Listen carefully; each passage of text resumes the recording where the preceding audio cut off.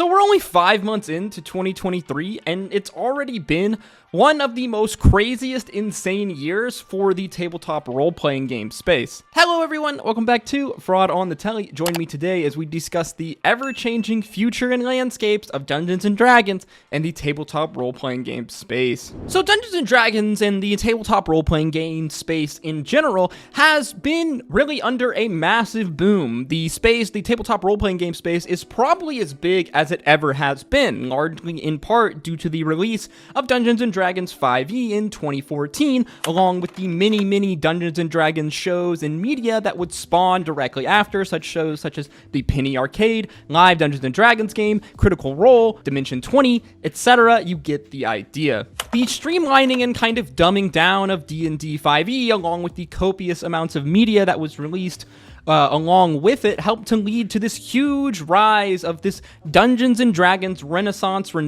that we currently are in today. However, though, things aren't perfect in the tabletop RPG world. Unless you've been living under a rock, you probably know about the D&D big OGL fiasco drama that took place earlier in January of this year. A fiasco and a move by Wizards of the Coast that upset large amounts of the tabletop role-playing game space. Essentially, many of these moves by Wizards and Hasbro's would have killed the open Dungeons & Dragons tabletop role-playing game space as we know it, ultimately at the end of the day, just to maximize Hasbro's and Wizards of the Coast's profits for Dungeons & Dragons. This obviously spooked a large part of the tabletop role-playing game space, many of which now had to think about a potential future not with Dungeons & Dragons and Wizards of the Coast, as many players started exodusing, leaving, playing Dungeons & Dragons, going to play other such popular games such as Pathfinder, Call of Cthulhu, and the many Star Wars tabletop role-playing games, along with a host of other types of games out there. While Wizards was ultimately thwarted in its attempts to change the OGL, it doesn't seem like they're going to slow down anytime soon. At the end of the day, they want to maximize their profits and make more money off of their hot commodity Dungeons & Dragons. As, like we said earlier, Dungeons & Dragons right now is currently experiencing the biggest explosion, the biggest popularity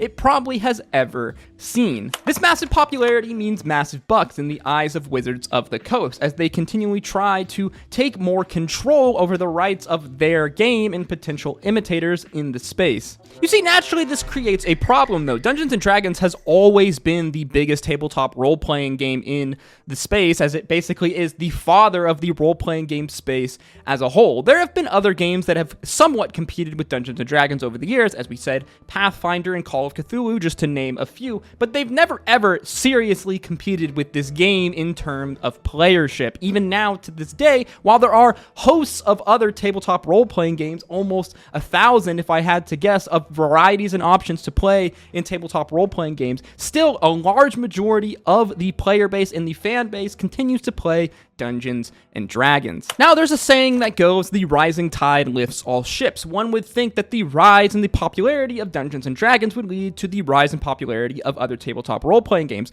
which it very much has. We've seen a large increase of popularity of just tabletop role-playing in general, as new tabletop systems seem to just pop up every single day, as this is a massive field, a massive area of business where people look to create and make something new and eventually make some money. However, it very much seems that Wizards of the Coast isn't a fan of this competition at all, as they want to consolidate their player base even more as to try to take more money from it and make the game more profitable. It seems though that many in the community have noticed Wizards' actions and seem to be fed up with it. As we've said, 2023 has become the year of change for the tabletop role-playing game community, in large part, in fact, from the team over at Critical Role, namely their Dungeon Master, Matt Mercer, as this year it has been announced that the Critical Role team will be releasing 2 new tabletop RPG game systems through their own publishing company, Darrington Press, which obviously one would think would come at odds with one Wizards of the Coast and their product Dungeons & Dragons. Now, we don't know a ton about these systems right now. We know that one is called Daggerheart, which seems to be a fantasy-esque system that was designed primarily by Matthew Mercer, one that very much seems to me like it will be a natural competitor to Dungeons & Dragons. The other system, Candela Obscura, is more of a horror-esque system, something more akin to Call of Cthulhu. While it's possible that this could also compete with Dungeons & Dragons, Dragons, it seems less of a straight face-up competition when you compare it to Daggerheart, the creation of Matt Mercer. So if we assume there isn't any collusion between Critical Role and Matt Mercer in the creation of Daggerheart with Dungeons and Dragons and Wizards of the Coast, it very much seems like, yes, Daggerheart, the fantasy role-playing game that Matt Mercer is creating, will be a natural competitor to Dungeons and Dragons. Now, this is very interesting because Critical Role is easily probably the most recognizable, the flagship of Dungeons and Dragons programming. It's one of the most popular, if not the most popular, streamed Dungeons and Dragons content show out there, having been run now for almost 7 years. In many ways, the Critical Role team has become the darlings of the D&D community, and Wizards obviously know this. This is why they continue to work with them, to give them sponsorships, to help produce and make campaign guides for the Tal setting, obviously because they know that the Critical Role fan base is extremely loyal to Matt Mercer and the Critical Role team. Thus, if they are on their good side, it looks good for everybody. Now, though, the introduction of Daggerheart brings a new contender to the pile. Now, I'm not sitting here saying that Daggerheart is going to be the new epiphany in the role-playing game space, but it does raise some interesting questions. Now, like we've said, over the last few years, we've seen various new tabletop role-playing game systems spawn. Obviously, none of them have reached the heights of Dungeons & Dragons, so it makes you wonder, what makes Daggerheart any different? Well, besides the fact that they are backed up by easily the most beloved DM probably alive right now, Matthew Mercer, and his cast of crew and famous voice actors behind him, as well as the credibility that the Critical Role brand has. People trust the Critical Role brand. They trust the Critical Role team. So with the clout, we'll say, of the Critical Role verse and their audience behind them, Daggerheart potentially could shake things up in the tabletop role-playing games sphere. We've seen Critical Role's willingness to work with Wizards of the Coast even through this crazy OGL drama, as even now they continue to take sponsorships from them and use their D&D Beyond program. The introduction of Daggerheart, though, brings a little spanner in the works, as people have been speculating that possibly Campaign 4, Critical Role's oncoming campaign that could happen in the next year or two whenever Campaign 3 ends, could be played on Daggerheart, which would definitely spice things up a bit. Normally in a creative space, competition breeds better products. As we said, a rising tide lifts all ships, but Wizards of the Coast and Dungeons and Dragons,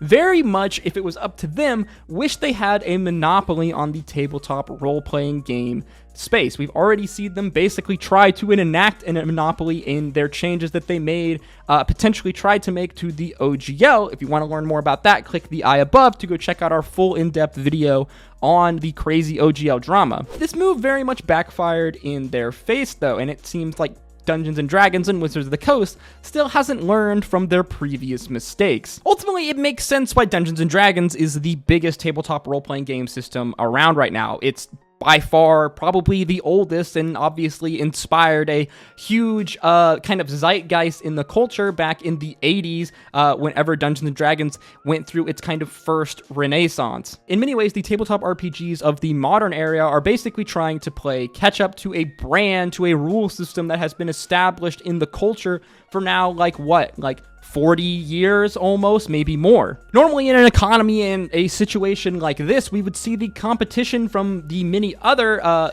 companies, the many other tabletop role-playing companies in this case, lead to better products from Wizards, as naturally different competition from other game sources and other companies should lead Wizards to want to make better products, make better game guides, what have you, for their audience, so that more people will stay at Wizards, because there are a host of other tabletop role-playing games out there, smaller indie companies that are producing really high-quality work out there. Unfortunately, though, this really hasn't been the case. Wizards of the Coast, instead of continuing to be inspired from this competition to make better products, has really seemed to only slip in quality, as many of the campaign guides they've put out over the last 3 years have really just started to stink more and more and more, in my opinion. So then, where does the future lie for the tabletop role-playing game space? Dungeons & Dragons isn't going anywhere soon. They're probably always going to be on top, seeing as they have the first movers advantage. They were the first ones around, they were the first major